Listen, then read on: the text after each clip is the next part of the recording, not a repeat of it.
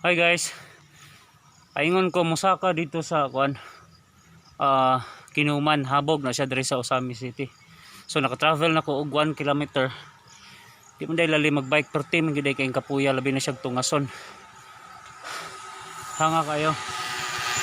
Ay, may niagi.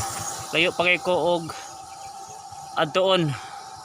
So pahuway pa ko kadyot kay ang akong bike di day ako gihanga kayo ko.